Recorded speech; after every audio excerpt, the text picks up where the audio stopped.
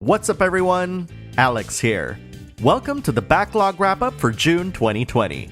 While we didn't have an E3 this year, there were still plenty of announcements and trailers that were shown during the month. That said, there have been some truly awesome games released this year that I'm very confident in saying that we've got a huge backlog of games we'd have to go through based on that alone, and my list of games from June definitely reflects that.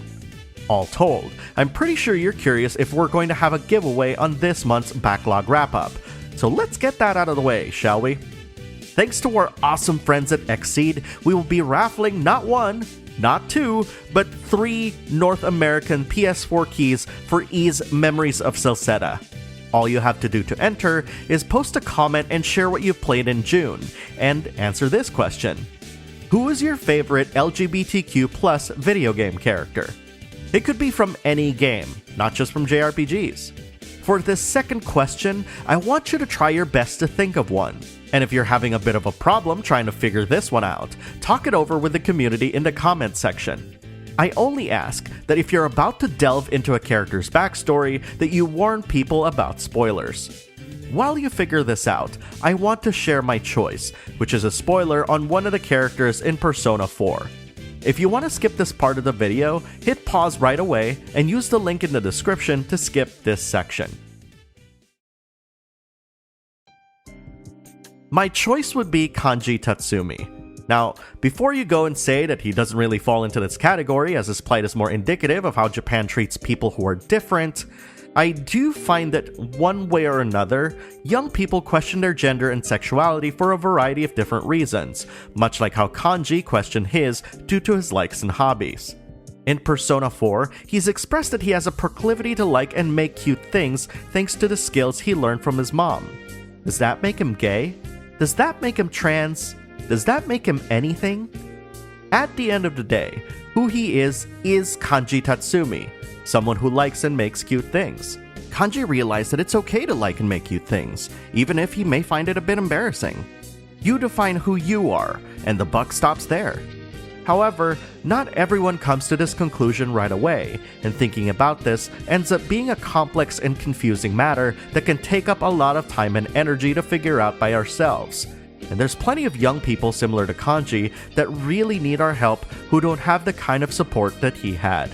It's because of this that I'd like to urge you to support the TREVOR Project, an organization that helps young members of the LGBTQ+ by creating a judgment-free place to talk, as well as provide support in times of crisis and feelings of suicide.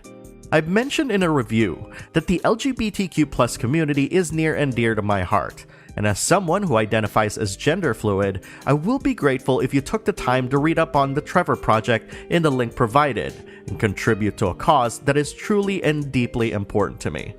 Now, I recognize that if you just skip through to this part, that there's some context lost here, in which case, you should probably go pick up Persona 4 Golden right now on Steam or Vita, though if you have a Vita, I have a feeling that you probably already played the game anyhow.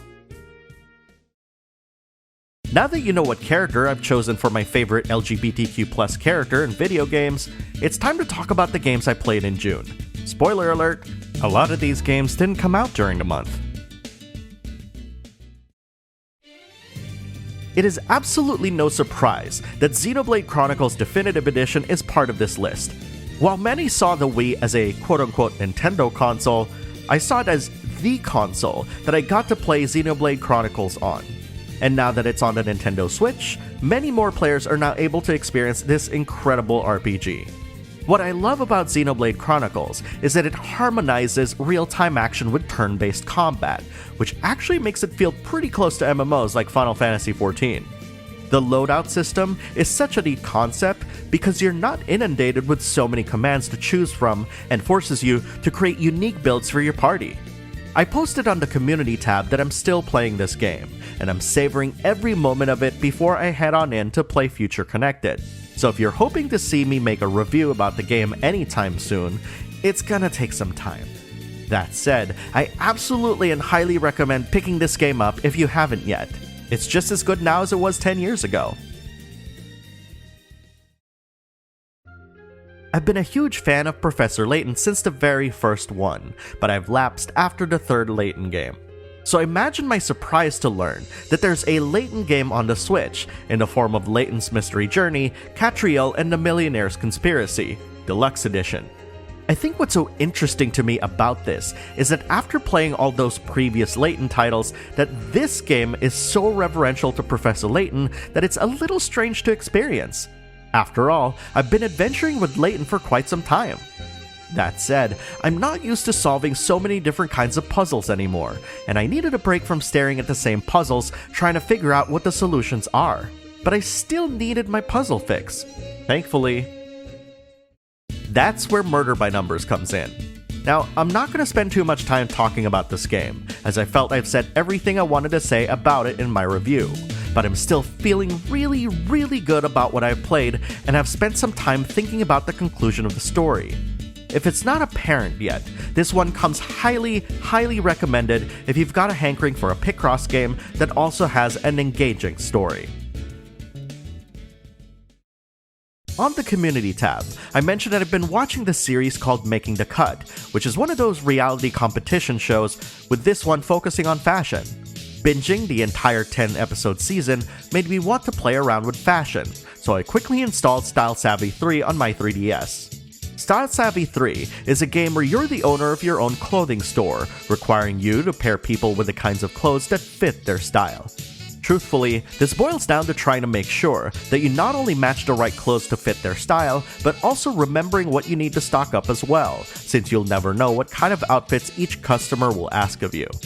I wish that there was more to do in the game beyond what I've played, as it gets repetitive quickly, but it's definitely an easier game to jump into and enjoy than its predecessors. And last but certainly not least is Ys, Memories of Celceta. Going into this game, I knew it wasn't going to look as good as Ys 8, which was the very first game in the series I played. So, I went in looking for a similar flavor of action gameplay that made me an instant fan in the first place. Not long after the game started, I was already diving deep into dungeons and having a fantastic time slashing through hordes of monsters. If you've never played an Ys game before, this is the perfect opportunity to jump into the series, as it sets the stage for so many of the game's new traditions. And now, you'll have a chance to win one of 3 North American PS4 codes for Ys Memories of Celceta. Just post a comment talking about what you played in June, as well as sharing who your favorite LGBTQ+ video game character is, and you'll automatically be entered. I'll be reaching out to the winners in the comments on Friday, June 17th, so make sure you have your notifications turned on. And since there's lots of keys to go around, I'd like to urge you to share this video with any friend who you think might enjoy this game. As always, I look forward to reading and chatting with you in the comments, and I bid you all good luck with this raffle.